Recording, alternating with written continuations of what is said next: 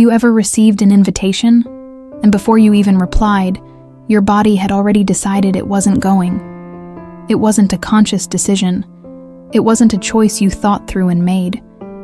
It was automatic, instant, as if something inside you said, "No, not today, not this time." And you stay home, calmer, safer. But a part of you knows that this no wasn't yours. It belonged to the fear.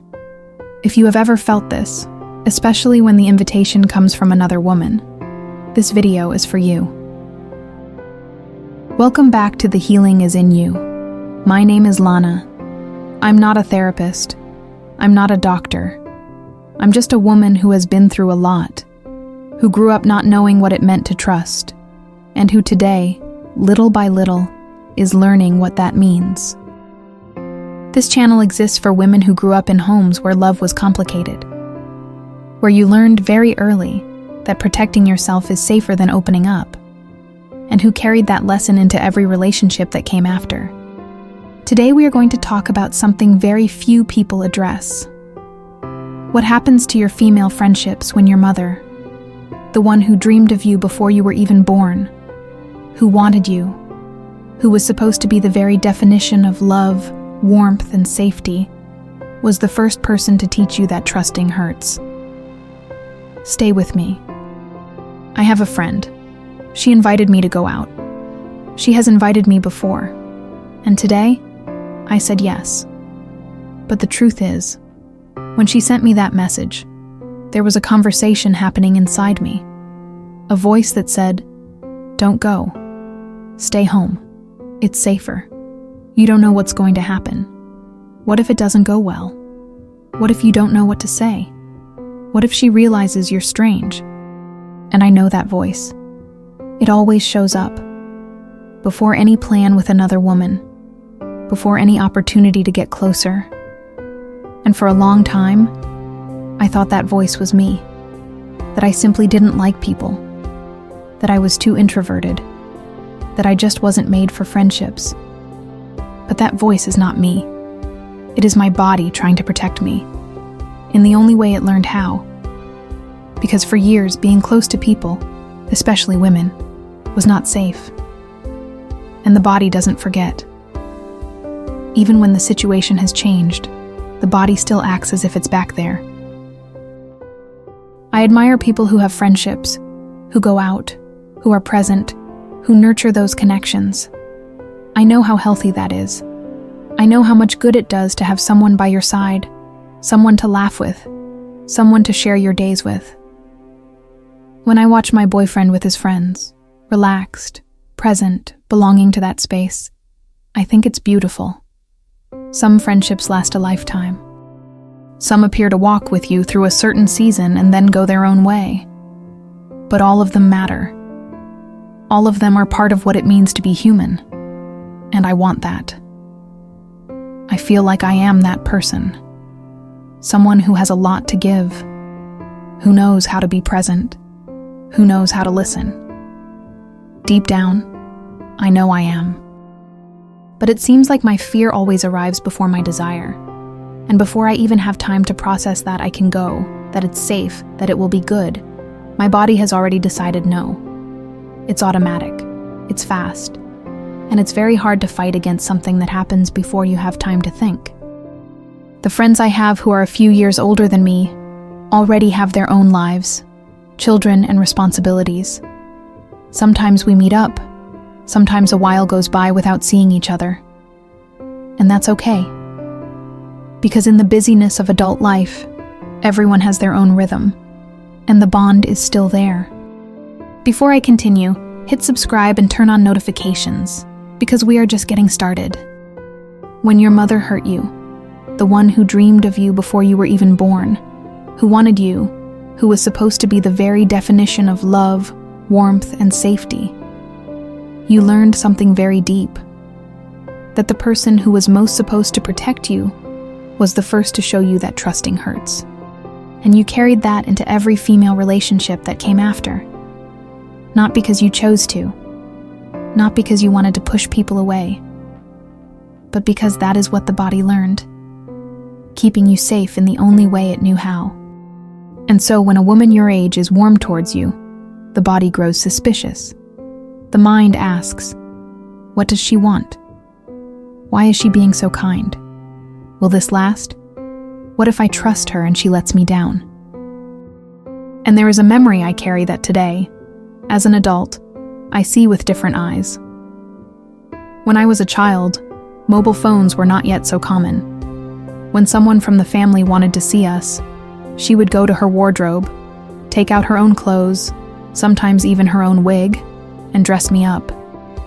Take a photo, send it to people.